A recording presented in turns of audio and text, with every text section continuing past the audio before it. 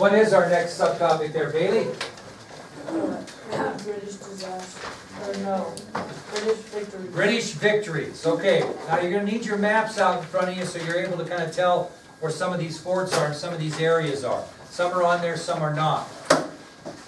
Now, in 1758 is when the British began to accumulate victories in the French and Indian War. Okay, beginning in 1758, the British began to accumulate victories in the French and Indian War. And I'm going to give you 5 examples of British victory, actually 6 examples of British victories that began in 1758. So I'm going to give you 6 examples of British victories in the French and Indian War beginning in 1758. First one, number 1.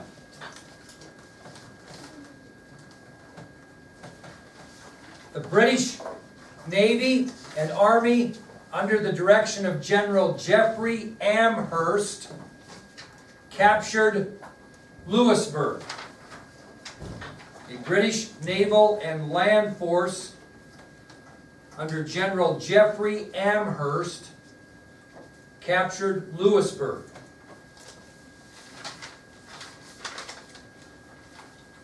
Now, the significance of the British victory under General Geoffrey Amherst at Louisbourg was that that fort, Louisbourg, which was on Cape Breton Island, was powerfully armed, very well armed. So the first victory was a British naval and land victory under General Geoffrey Amherst when they captured Louisbourg, which was a powerfully armed French fort on Cape Breton Island.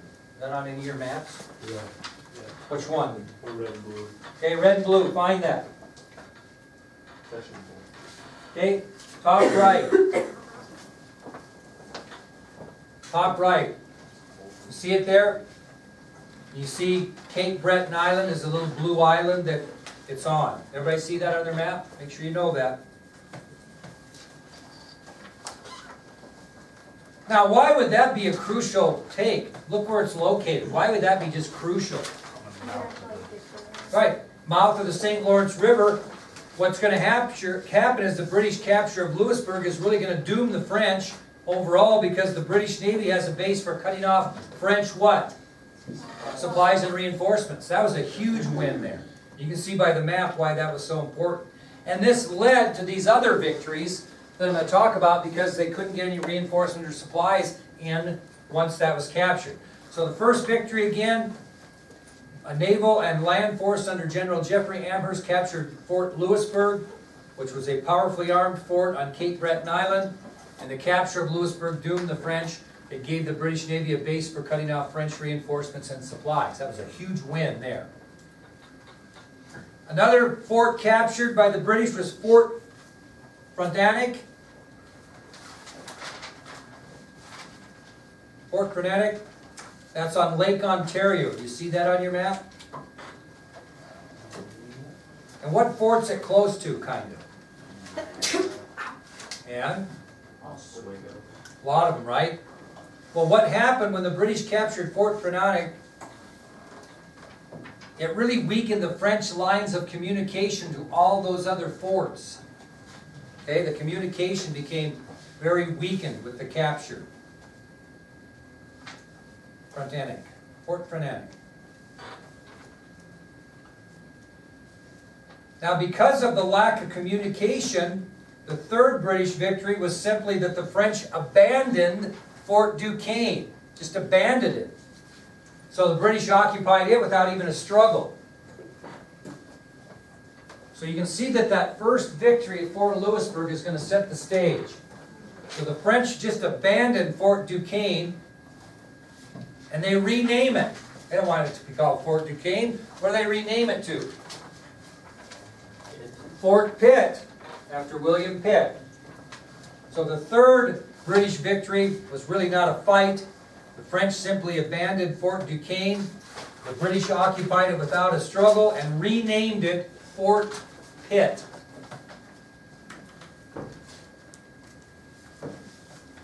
In 1759, what do they reacquire that they lost? Fort Crown Point and Fort Ticonderoga. And Fort Niagara. So the number four victories happened in 1759 when they recaptured Crown Point, Ticonderoga, and Fort Niagara. So how about that Ohio Valley? Is there any more forts there that are not now occupied by the British? What's that? They basically have cleared the way. So they've captured all of those forts in the Ohio River Valley. Is that going to be enough, though, to end this?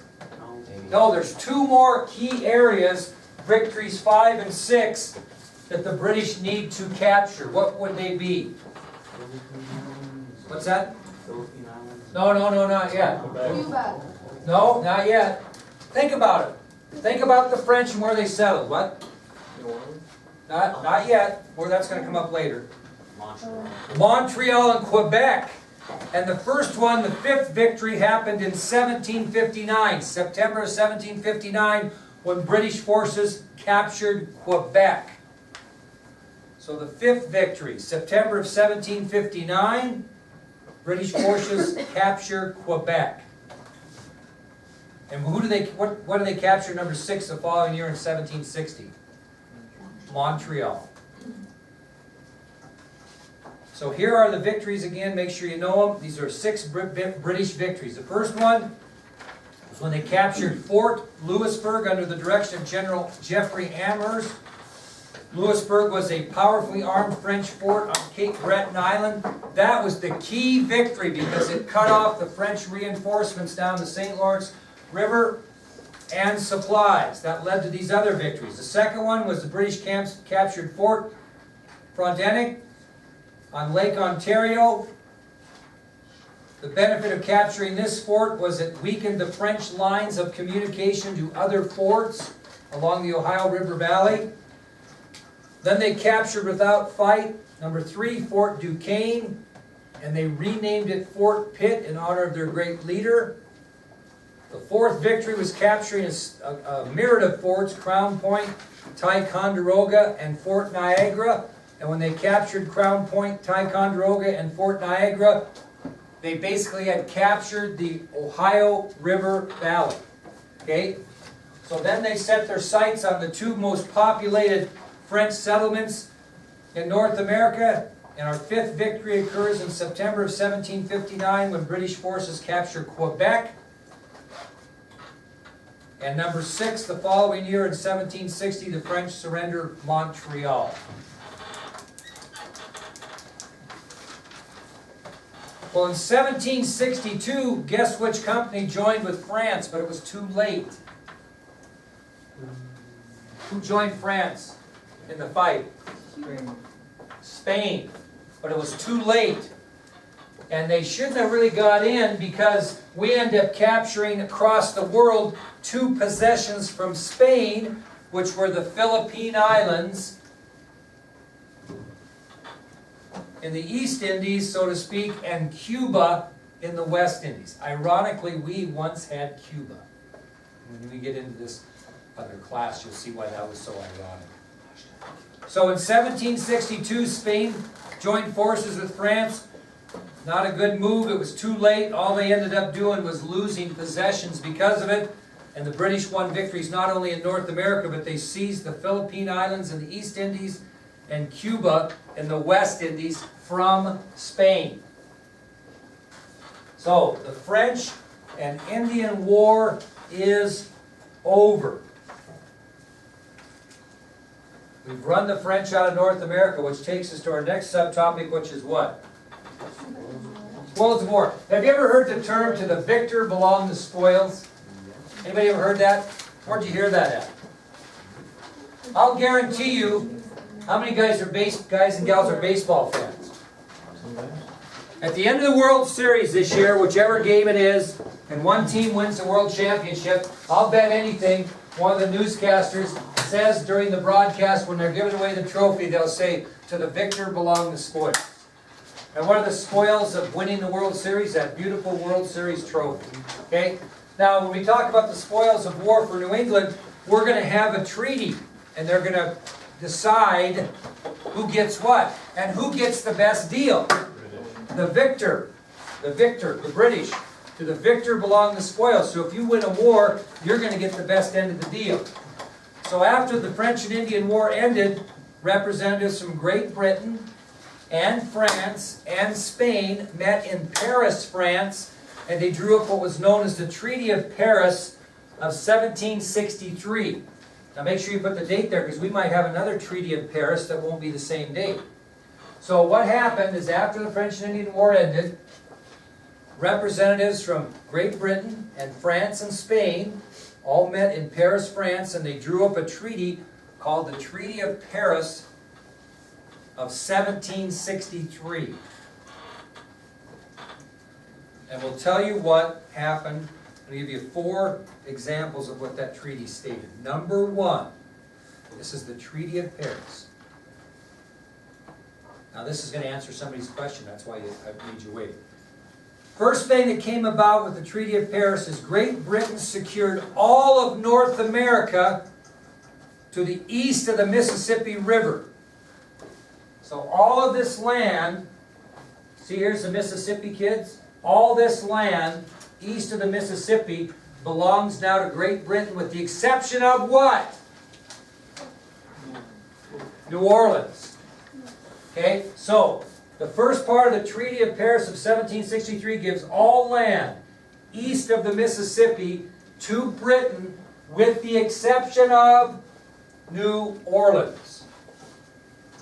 Could they have taken all of North America if they wanted to? I mean, all the stuff west. Yeah. Really, there was no interest in that at the time because nobody knew what was out there. Seriously, that it was. But that'll come up later when we get going here and Thomas Jefferson buys this thing. It'll become a big interest, and then comes on the scene a couple of fellows named Lewis and Clark. But really, at that point, nobody gave too much of a thought about it. Okay, the second part of the Treaty of Paris. France lost everything in America except for 4 small sugar islands in the Caribbean. France lost everything in North America. The only thing they kept were 4 small sugar islands in the Caribbean.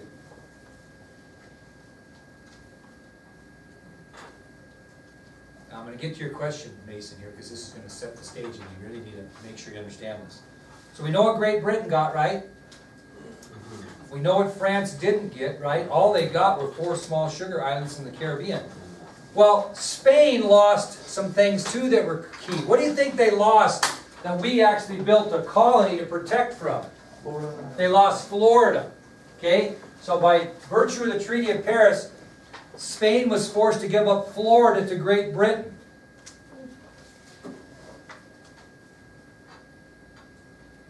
Now, Great Britain thought that was great. Spain wanted something in return because they came in late. So who's really going to pay the price?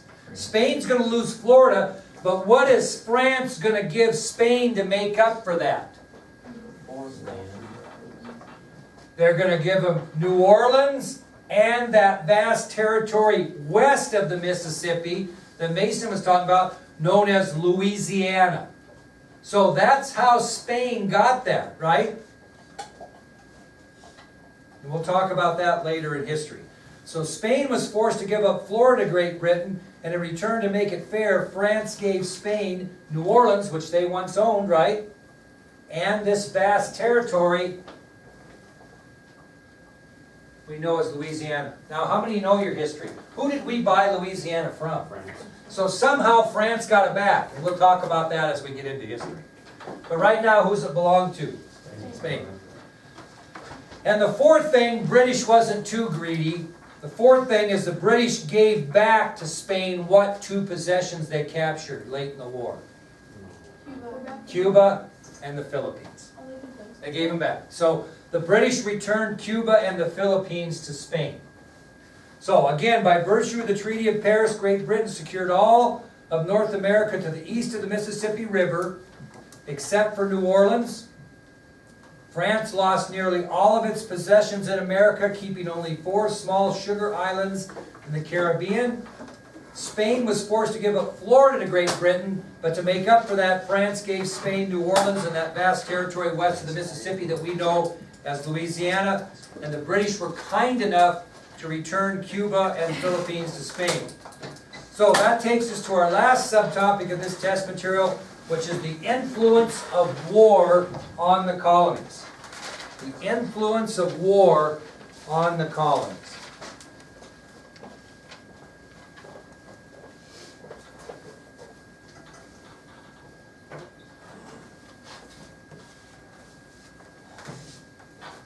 Now the colonists gained 2 things from this struggle with France.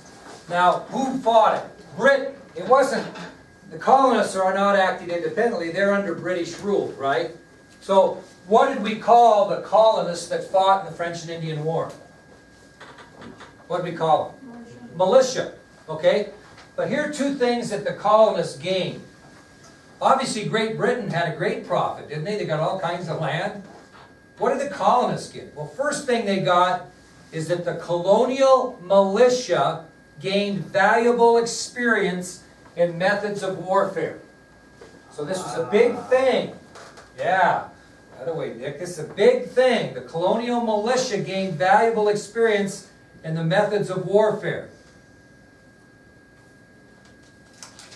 Now, I can tell what Nick's thinking is mine. The British actually trained us to fight back against them later. Kind of did. But we gained it. Had we fought as a militia prior to this war, had the colonists stood up and fought against anybody like that? No. So the one thing that was really gained by the colonists for the French and Indian War was the fact that the colonial militia gained some really valuable experience and learned good methods of warfare. Now, who was in the colonial militia? No, but what type of people? Citizens. How about blacks? No? Did blacks fight with the militia? Yeah. They actually did at times, but it wasn't very keen because the colonial militia welcomed all able-bodied men. However, they were reluctant to accept black men as full fighting soldiers, because the idea of arming black men with guns was really not that appealing at the time. But they did do it because they were short of troops. So there were some black militia soldiers, so to speak, militiamen, in this conflict. Not a lot, but some. So that all goes under the first thing they gained was valuable experience in methods of warfare. I just want to make a point that they did accept blacks reluctantly because they were short. Second thing that the French and Indian War taught the colonists, that if they cooperated with each other, they could successfully defend themselves. Because remember, all of them had different types of governments and leaderships. You had proprietary colonies, you had Puritan colonies, you had all kinds of different, we were real fragmented. Well, even though they didn't put together one unit, so to speak, Benjamin Franklin's plan went down, it did have the colonies work together, which they really hadn't done prior to that. You see what I mean? They all worked independently. This colony did this colony did this colony did this. This forced them to work together. So another advantage of war for the colonies is it taught the colonists that if they cooperated with one another and worked with one another, they could actually defend themselves. They didn't have to depend so much on Great Britain. But are we still united? Are we moving towards revolution at this point in history? No. 1763 in this area, we're still very dependent upon the colony or upon Britain, and we haven't got a sense that they've upset us or we want any freedom yet. Okay? We haven't moved towards independence in any way, shape, or form. Simply what the American colonists did was kept themselves from being ruled by who? France. Okay? We established the British colonies. Okay, I got a little bit of a treat for you in a way. Case. No, that's right. Tomorrow, now listen, tomorrow we're going to have a review, which means we're going to have a test when? How many FCCLAers do we have that'll be leaving? Okay, your test will need to be taken before you go. So I'm going to give you the review tomorrow. I can stay after school tomorrow and give you the test. I can come in early in the morning. What time are you leaving Wednesday? Okay, I'm just assuming you not have that hanging over your head. For how many days you gonna be gone? One, just Wednesday. Let's take it before we go. Now, this is gonna seem kind of odd, but this is what I want to do the next 2 days, so to speak. What are we gonna do the rest of this period? Study.